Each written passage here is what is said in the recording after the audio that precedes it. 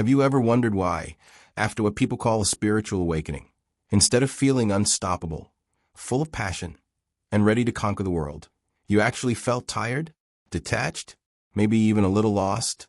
You thought awakening would make life glow with purpose. But instead, it feels like your fire went out. That confusion alone is enough to make people think something went wrong. But what if nothing went wrong at all? Carl Jung had a powerful way of looking at this. He would tell you awakening isn't about suddenly becoming more ambitious or productive. It isn't about chasing even harder after your goals. In fact, it's almost the opposite. Awakening pulls away the veil of illusion. The stories you once told yourself about success, about who you thought you should be, about the goals society says you must achieve, start to lose their grip. What's left is something raw, unfiltered, and deeply real. So if you felt your motivation vanish after awakening, don't panic. By the end of this video, you'll understand exactly why that happens, and why it might actually be the greatest gift your soul could ever receive. Because losing your old motivation isn't the end. It's the beginning of a new kind of freedom. Stick with me to the end. What you're about to hear may explain what you've been feeling for years. And if you want more insights like this, don't forget to subscribe now. Every time you do, it not only helps this channel, it helps spread these deeper truths to more people searching for them, just like you. Most people expect that spiritual awakening will turn them into a superhuman. We imagine endless bliss, unlimited energy, constant motivation, and a kind of divine productivity. You'll meditate in the morning, build empires in the afternoon, and glow with enlightenment at night. That's the fantasy. But Carl Jung would say this fantasy is nothing more than a projection of the ego. It's the ego dressing up spirituality as another achievement badge. Deep down, we expect awakening to make us perfect. And when reality doesn't match the fantasy, disappointment hits. Awakening doesn't feel like endless motivation. It feels like disillusionment. The curtain gets pulled back. Suddenly, the goals you were chasing, status, success, recognition, don't shine the way they once did. You start questioning, why am I doing this? What's the point? And here's the secret. That's why you lose motivation. Because you stop being fooled by the old game. Before, ambition was fueled by illusion. Now you see through it. And while that might feel like a loss, it's actually the first real taste of freedom. And before we go deeper, let me pause. If this resonates with you already, hit that subscribe button. That way you won't miss the next chapters of this journey. Because we're about to uncover the exact reasons why awakening feels like it drains your drive, and why that's exactly where the gold is. Awakening doesn't always arrive as light pouring through the windows or endless bliss washing over your soul. More often it begins with collapse. You might lose your sense of direction. Things that once excited you suddenly feel meaningless. Confusion settles in, and for some, it even feels like depression. This stage is often called the dark night of the soul, and Carl Jung would say it's your first real encounter with the shadow, the parts of yourself you've been denying, hiding, or running away from. Think about it.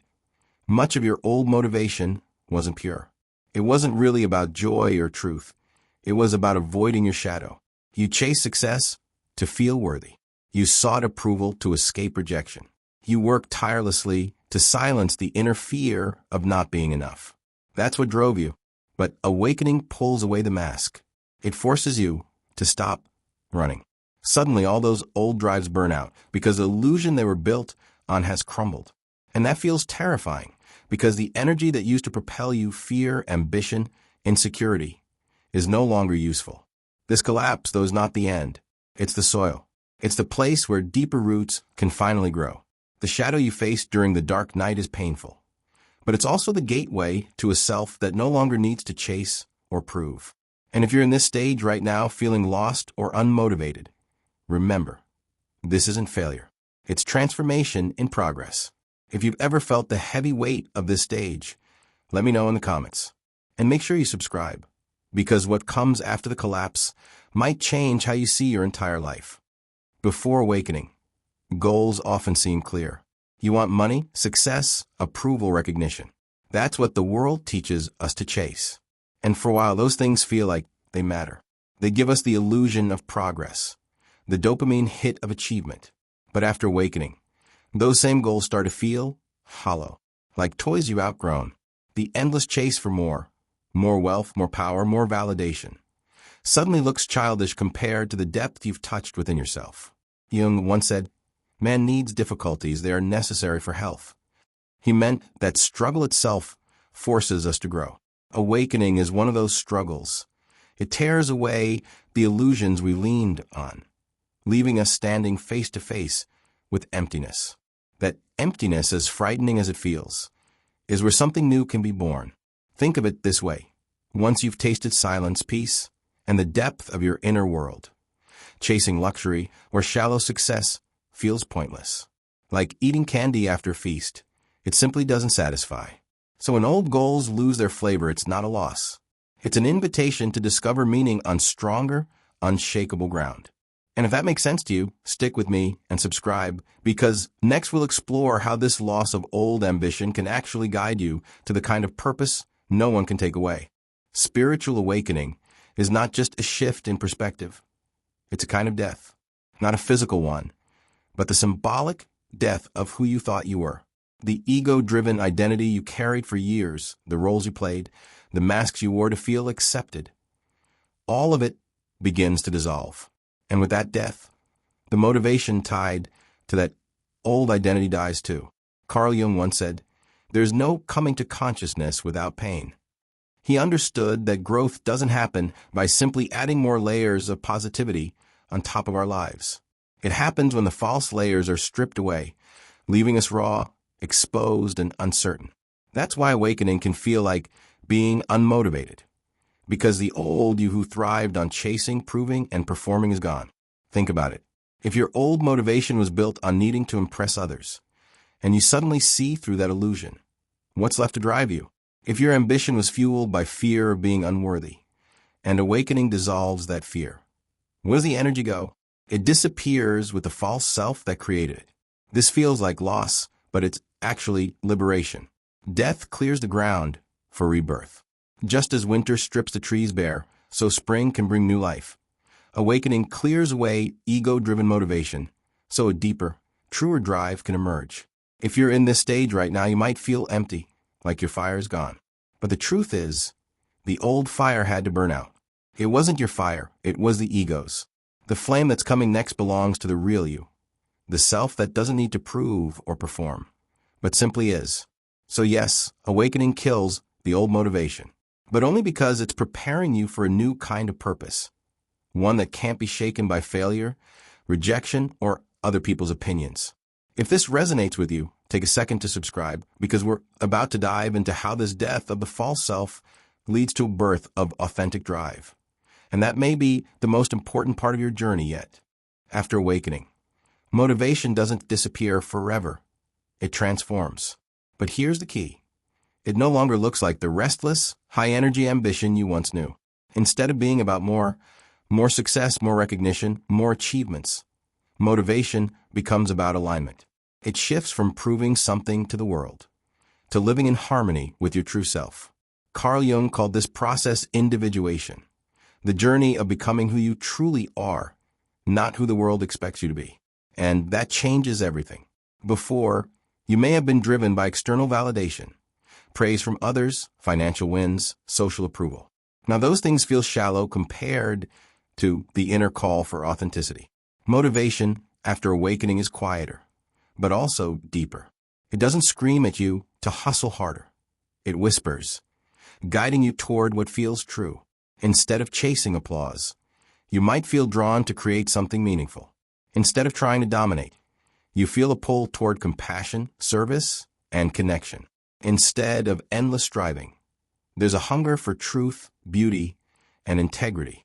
This is why the loss of old motivation isn't the end of your fire. It's the refinement of it. What burned out was the shallow drive of the false self. What remains is a subtler, steadier flame that doesn't depend on achievement to burn.